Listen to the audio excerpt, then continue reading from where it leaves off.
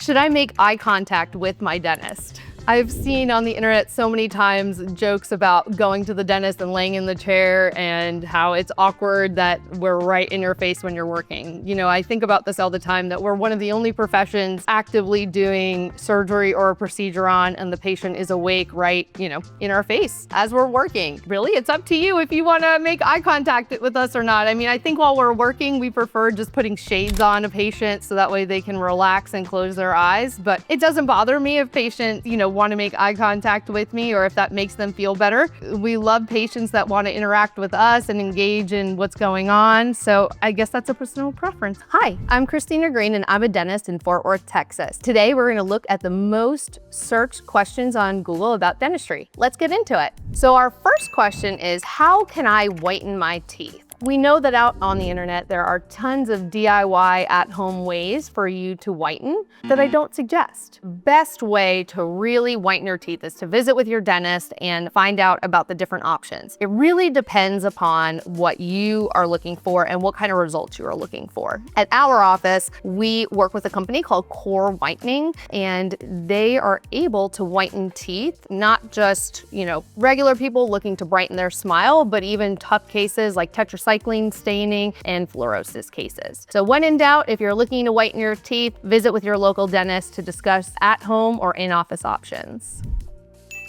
Does whitening toothpaste actually work? It does to a degree. You're not going to go, several shades lighter than what you have, but what whitening toothpaste has in it is a little bit more abrasive properties to help remove surface stains. Any type of deep stain that is beyond, just the surface, that whitening toothpaste will not make a big difference.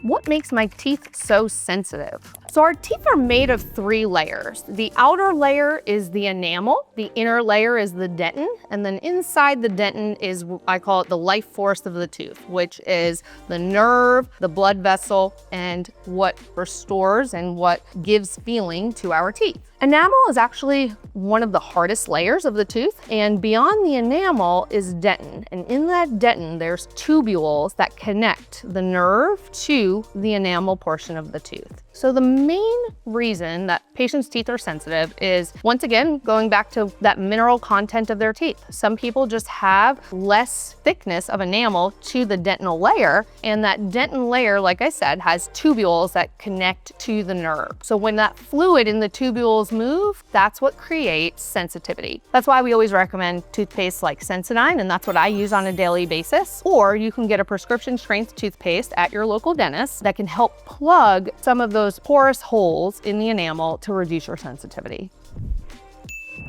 What causes teeth grinding? So there's many things that can cause teeth grinding. And one of the big hot topics in dentistry right now is sleep apnea. And there is a large correlation between sleep apnea and teeth grinding. Other things that can cause teeth grinding is stress, anxiety, certain medications that patients are on, and the detriment that it can cause to your teeth from grinding is something that you don't want to wait to treat. We've seen patients where they have ground their teeth down almost to the bone. We make little guards that they can wear at night. Bring that guard with you and wear it when you can, when you're not interacting with other people where you have to talk. Another thing that our office does is Botox injections into your masseter muscles. So right here on the side of your face, you have some really strong muscles that you use on a daily basis for chewing and grinding your food. With Botox, what it does is it prevents contraction of those muscles. So it can really help those heavy grinders let their facial muscles relax and reduce the grinding.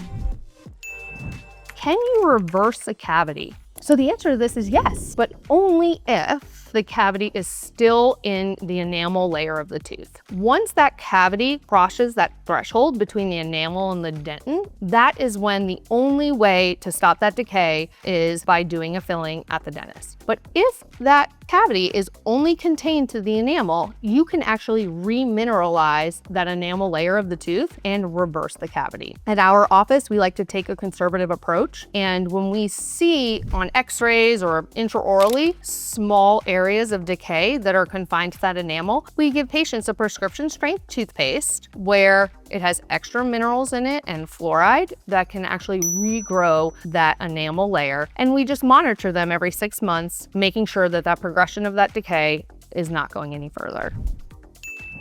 Can toothpaste help acne? I'm sure many women out there have heard this myth, and I'm sure many women have tried it, but the short answer to this is it's not an effective or safe way to help with acne. The reason is that toothpaste contains fluoride and other antibacterial properties in it that can also clog the pores in your face, and it actually can make the acne worse. So we do not advise using toothpaste to treat a pimple. We recommend visiting with your local dermatologist if acne is a concern for you, and leave the toothpaste for your teeth.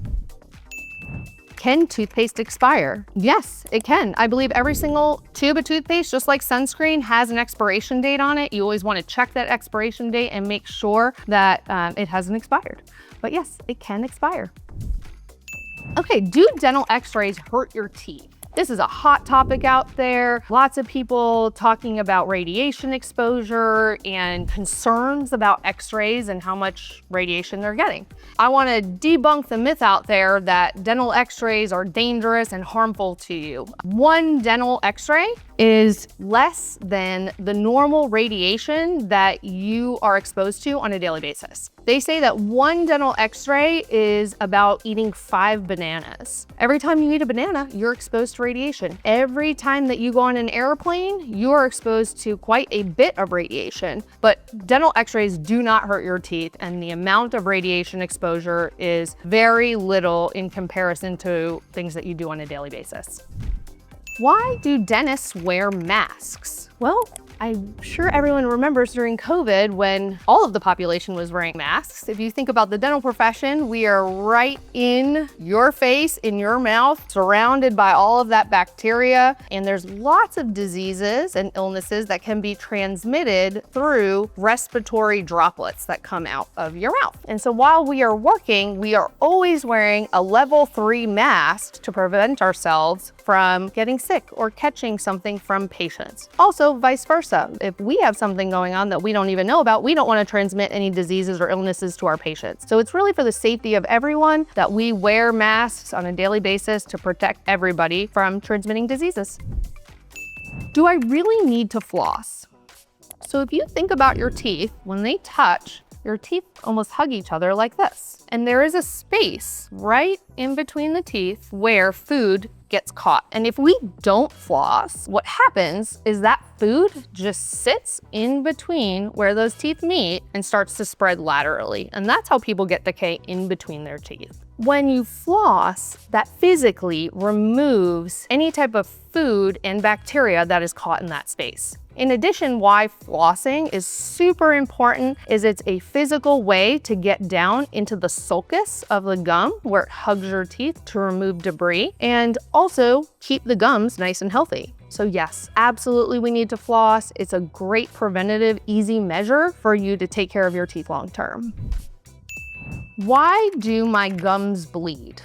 So patients always say, we go to the dentist and you guys take those probes and you probe in my mouth and then I'm bleeding all over the place. It's because you guys took that sharp little instrument and stuck it in my gum. But in healthy gums, when you probe, there really should not be any bleeding. And the reason that bleeding occurs is because there is bacteria that live underneath the gum tissue on your teeth that is being impacted by us probing or by someone brushing and irritating that area. So gum bleeding is actually a sign of unhealthy gums. There's a lot of research out there right now that shows a huge correlation between heart disease and gum disease. I always tell patients gum disease really has the wrong name. It should be called bone disease because what gum disease is bacteria that live underneath that gum tissue. And over time, our immune system tries hard to fight that bacteria. But our immune system is not great at fighting it. Through many processes, you start to lose bone around the teeth. When you think about a fence post, if you have a fence post that's really strong and you have a lot of dirt on that fence post is not gonna move. But as you start to lose dirt, that fence post gets loose. And our teeth are the same way. And this is a big reason why older patients lose their teeth, is because it's been undiagnosed and untreated gum disease over many years. Why is my tongue a weird color? Tongues actually give us a lot of insight into not just your oral health, but your overall health. There's many conditions that we can see on the tongue that tell us if patients are healthy or if potentially something else is going on. There are benign conditions like something called geographic tongue, where the taste buds on your tongue inflame in certain areas and are depressed in others, and it makes the tongue almost look like there's some type of map on it. But that's a benign condition that some patients just have. Other things that we can see on tongues are fungal infections, like a yeast infection. In addition, the tongue can change colors because maybe you're sick, like with strep throat, or some other illness that is causing bacteria or yeast to grow on the tongue. That's why we are a huge proponent of brushing your tongue to reduce the bacterial load on the tongue, to freshen your breath, and just keep the tongue nice and clean. And I think one of the other questions on here is, do tongue scrapers actually work? And should you brush your tongue? You should brush your tongue every day, and tongue scrapers do work, but I still am a fan of using a toothbrush over a tongue scraper. But if some patients prefer a tongue scraper, that is a fine way to clean your tongue on a daily basis. Thank you so much for watching our video. Hit the like button, subscribe. If there's a question that we did not address today, please leave it in the comments below and we may include it in one of our next videos.